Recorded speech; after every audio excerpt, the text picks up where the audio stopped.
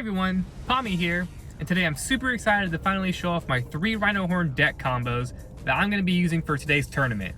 Now let me preface by saying that the combos in this deck aren't exactly what I would call consistent, but they do pack quite the punch when used properly, so hopefully I can show that off in full force today in this video. So let's go ahead and get right into the combos, shall we? So starting off this deck, we of course have the mascot itself, RhinoHorn. Today we're going to be using RhinoHorn on 580 level. I talked about 5-sided ratchets in a couple of other videos in the past, but I just think that due to all the nubs here, it has a lot of attack potential and also defensive potential. Now I'm using the 80 height instead of 60 height like I used to do in the past, just because I think it provides a bit more weight. And actually, after I did all the math and scaling with my other ratchets, 580 is currently the heaviest one that I have. So in order to kind of offset the poor weight that RhinoHorn has, I try to optimize it in that regard. Now, I've also talked about the level bit in a previous video where I compared it to Rubber Excel, and it performs super good on there. I think it's really interesting gimmick where it has different performances depending on where you launch it. Can cover a lot of bases for RhinoHorn. For example, if I need to have a more aggressive match with RhinoHorn, I would tilt it more so that way it goes even faster and knocks the opponents even harder. Whereas in comparison, if I'm gonna get something that doesn't require as much attack power, I do a bit more of a level launch so that way it has a bit more late game stamina.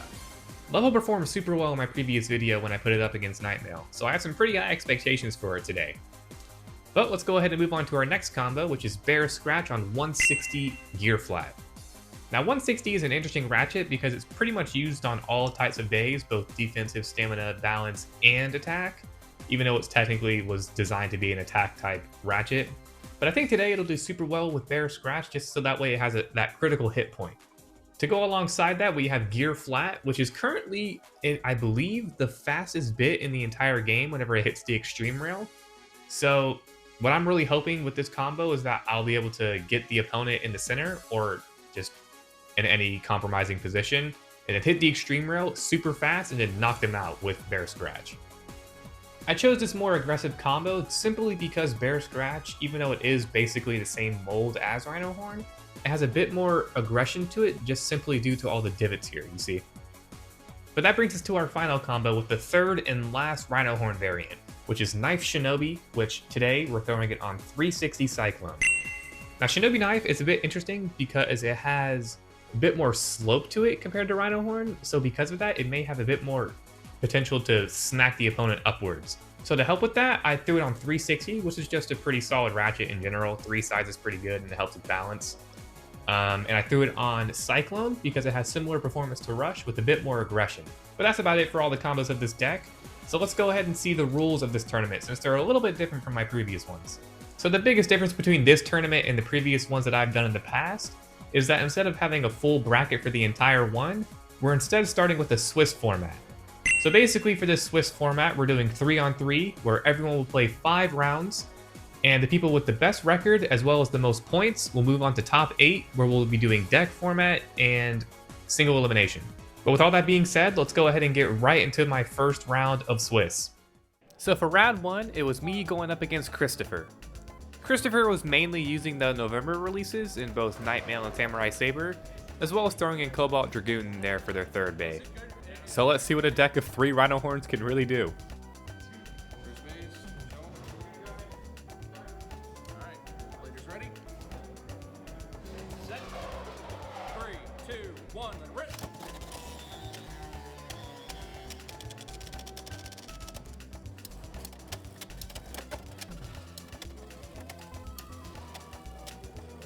And round 1 had me going up against his Cobalt Dragoon with my RhinoHorn, and it ended up with an early spin finish. This was a decent start, but I'm gonna be real, this was the only one I got in this entire round.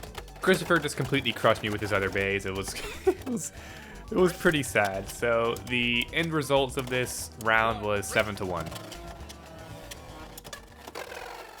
So round 2 had me up against Volt. In this round, he was running Nightmail, Tyranno Beat, and Vice Tiger. The first battle had my Rhino against his Nightmail. Volt's aggressive Nightmail combo landed a big hit on RhinoHorn, and due to its bulky shape, it caused a burst, giving him 2 points. Battle 2 had Volt's Tyranno Beat against my Knife Shinobi. Raiders ready?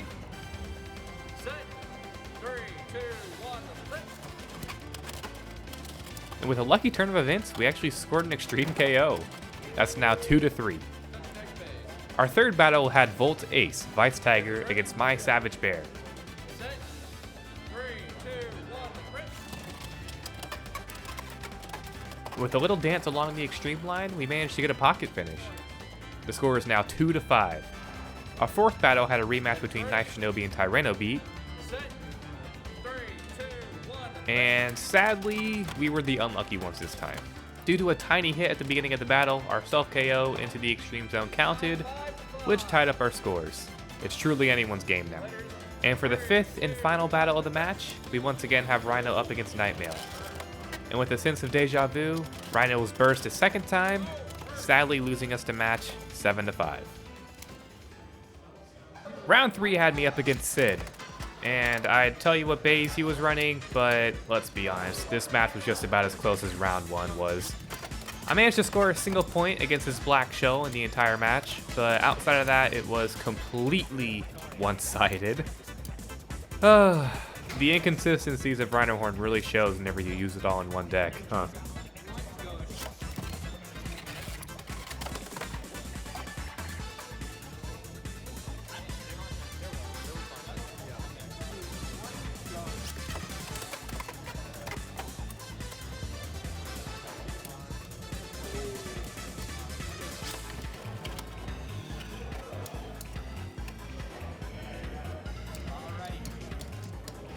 Well, at this point in the tournament, things were looking pretty dire. That's 3 straight losses with RhinoHorn as my deck, 2 of them being complete blowouts. At this point, I wasn't really sure what to do, but I thought to myself, if I can't outspin them with the better bay, I gotta outsmart them. So I grabbed my string launcher for more control and decided that instead of launching the bay as hard as I can, I'm gonna try and aim and counter my opponent's launches as best as possible, and well, let's see the fruits of that labor. With this new strategy in mind, I went into my next round with optimism. Round 4 had me up against Aku. Today they were using Dran Dagger, Shark Edge, and Dran Sword. The Dran Sword combo specifically stood out to me because of Aku's use of ball on it. Very interesting. Battle 1 had my Rhino against their Shark.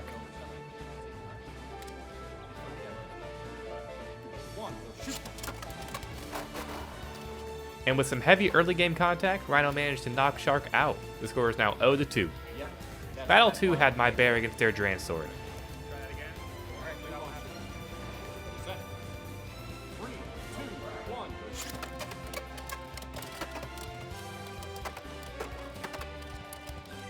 Sadly, bear completely missed all its hits, which caused it to lose all its stamina. The score is now 1-2. Battle 3 had my Shinobi Knife against their Dran Dagger.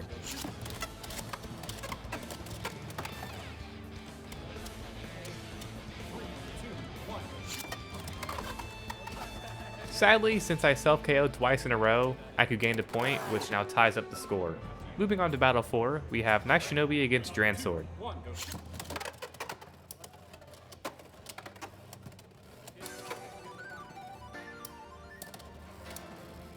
With a parry from Dran Sword, my Knife Shinobi was sadly thrown into the pocket, making the score 4-2.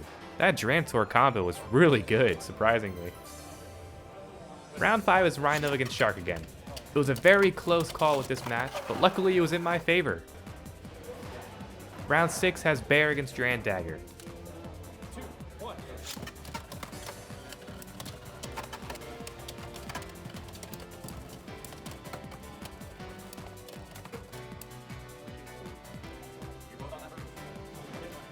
It was a close battle, but Dran Dagger had just a little more stamina than Bear did. The final battle had Bear scratch against their Dran Sword.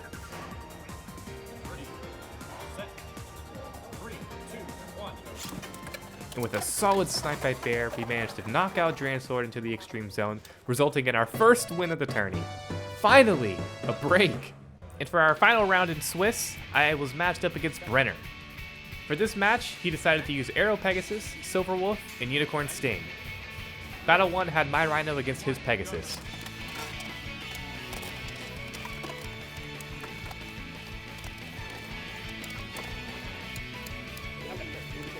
Things were looking pretty even for a bit, but sadly Rhino couldn't hold out long enough for the win.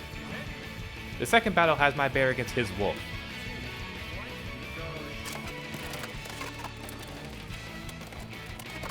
And despite Wolf self-KOing here, it still counted because Bear managed to hit it once. Another lucky break for me. Battle 3 had Shinobi against Unicorn Sting. Set, 2, 1, go shoot. And with a clean combo from Shinobi, we managed to knock Unicorn into the extreme zone. The score is now 1-5. The next battle had Shinobi against the mighty Pegasus. And once again, Brenner's Pegasus managed to outspin my Bay, making the score 2-5. And this brings us to our 5th battle where we have my Rhino against Brenner's Unicorn. And just like that, Rhino sniped Unicorn into the extreme zone, giving us our 2nd win. 8. Well done. 8-3. And with that, those were the 5 rounds from Swiss, and unfortunately, the end of my run in the tournament. As you guys could probably guess, the first 3 games pretty much set in stone that I wasn't going to be getting into top 8, both with the points that I accumulated and in the losses that I got. It just wasn't enough to get to the end.